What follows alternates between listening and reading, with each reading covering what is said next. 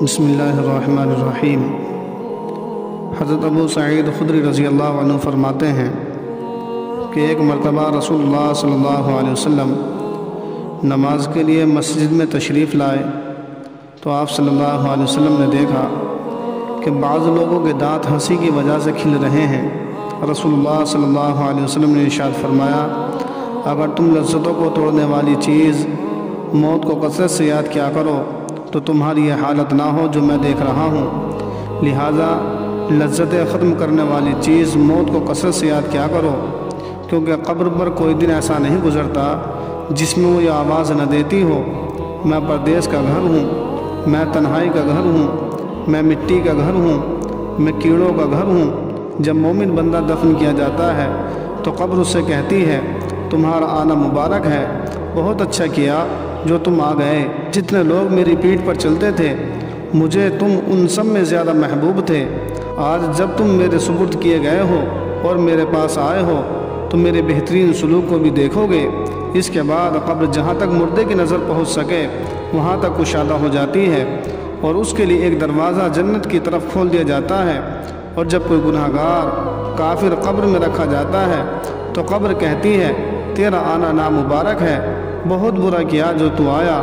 جتنے لوگ میری پیٹھ پر چلتے تھے ان سب میں تجھ ہی سے مجھے زیادہ نفرت تھی۔ آج جب تو میرے حوالے ہوا ہے اور میرے پاس آیا ہے تو میرے برے سلوک کو بھی دیکھ لے گا۔ اس کے بعد قبر اسے اس طرح دباتی ہے کہ پسلیاں آپس میں ایک دوسرے کی طرف گھس جاتی ہے۔ رسول اللہ صلی اللہ علیہ وسلم نے ایک ہاتھ کی انگلیاں دوسرے ہاتھ میں ڈال کر بتایا، اس طرح ایک جانب کی پسلیاں دوسری جانب میں گھس جاتی ہیں اور اللہ تعالیٰ اس پر 70 اژدہے ایسے مسلط کر دیتا ہے کہ اگر ایک بھی ان میں سے زمین پر پھنکار مار دے تو اس کے زہریلے اثر سے قیامت تک زمین پر گھاس اگنا بند ہو جائے، وہ اس کو قیامت تک کاٹتے اور ڈستے رہیں گے۔ نبی کریم صلی اللہ علیہ وسلم نے ارشاد فرمایا، قبر جنت کے باغوں میں سے ایک باغ ہے یا جہنم کے گڑھوں میں سے ایک گڑھا۔ دوسری روایت میں ہے، حضرت براء بن عازب رضی اللہ عنہما سے روایت ہے کہ ہم لوگ نبی کریم صلی اللہ علیہ وسلم کے ساتھ ایک انصاری صحابی کے جنازے میں قبرستان گئے۔ جب ہم قبر کے پاس پہنچے جو کہ ابھی کھودی نہیں گئی تھی، نبی کریم صلی اللہ علیہ وسلم وہاں قبر کی تیاری کے انتظار میں تشریف فرما ہوئے اور آپ کے ارد گرد ہم بھی اس طرح متوجہ ہو کر بیٹھ گئے گویا کہ ہمارے سروں پر پرندے بیٹھے ہوں۔ آپ صلی اللہ علیہ وسلم کے ہاتھ میں لکڑی تھی جس سے زمین کو کورید رہے تھے، جو کسی گہری سوچ کے وقت ہوتا ہے۔ پھر آپ صلی اللہ علیہ وسلم نے اپنا سر مبارک اٹھایا اور 2 یا 3 مرتبہ فرمایا، عذاب قبر سے اللہ تعالیٰ کی پناہ مانگو۔ پھر ارشاد فرمایا، اللہ کا مومن بندہ اس دنیا سے منتقل ہو کر جب عالم برزخ میں پہنچتا ہے یعنی قبر میں دفن کر دیا جاتا ہے تو اس کے پاس 2 فرشتے آتے ہیں، وہ اس کو بٹھاتے ہیں، پھر اس سے پوچھتے ہیں کہ تمہارا رب کون ہے؟ وہ کہتا ہے میرا رب اللہ ہے۔ پھر پوچھتے ہیں تمہارا دین کیا ہے؟ وہ کہتا ہے میرا دین اسلام ہے۔ پھر پوچھتے ہیں یہ آدمی جو تم میں نبی بنا کر بھیجے گئے تھے یعنی حضرت محمد مصطفیٰ صلی اللہ علیہ وسلم، ان کے بارے میں تمہارا کیا خیال ہے؟ وہ کہتا ہے وہ اللہ تعالیٰ کے رسول ہیں۔ فرشتے کہتے ہیں کہ تمہیں یہ بات کس نے بتائی، یعنی تمہیں ان کے رسول ہونے کا علم کس ذریعے سے ہوا؟ وہ کہتا ہے میں نے اللہ تعالیٰ کی کتاب پڑھی، اس پر ایمان لایا اور اس کو سچ مانا۔ اس کے بعد رسول اللہ صلی اللہ علیہ وسلم نے ارشاد فرمایا، مومن بندہ فرشتوں کے مذکورہ بالا سوالات کے جوابات اس طرح ٹھیک ٹھیک دے دیتا ہے تو ایک اعلان کرنے والا آسمان سے اعلان کرتا ہے، یعنی اللہ تعالیٰ کی طرف سے آسمان سے اعلان کرایا جاتا ہے کہ میرے بندے نے سچ کہا، لہذا اس کے لیے جنت کا بستر بچھا دو، اسے جنت کا لباس پہنا دو اور اس کے لیے جنت میں ایک دروازہ کھول دو۔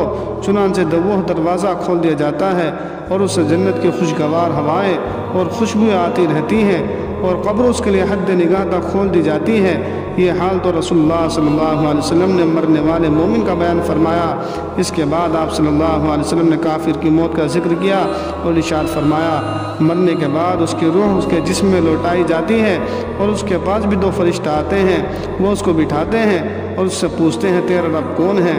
وہ کہتا ہے ہائے افسوس میں کچھ نہیں جانتا۔ پھر فرشتے اس سے پوچھتے ہیں تیرا دین کیا ہے؟ وہ کہتا ہے ہائے افسوس میں کچھ نہیں جانتا۔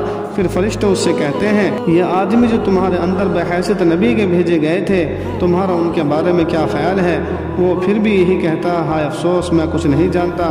اس سوال جواب کے بعد آسمان سے ایک پکارنے والا اللہ تعالیٰ کی طرف سے پکارتا ہے کہ اس نے جھوٹ کہا۔ پھر اللہ تعالیٰ کی طرف سے ایک منادی آواز لگاتا ہے اس کے لیے آگ کا بستر بچھا دو، اسے آگ کا لباس پہنا دو، اس کے لیے دوزخ کے دروازہ کھول دو۔ چنانچہ یہ سب کچھ کر دیا جاتا ہے۔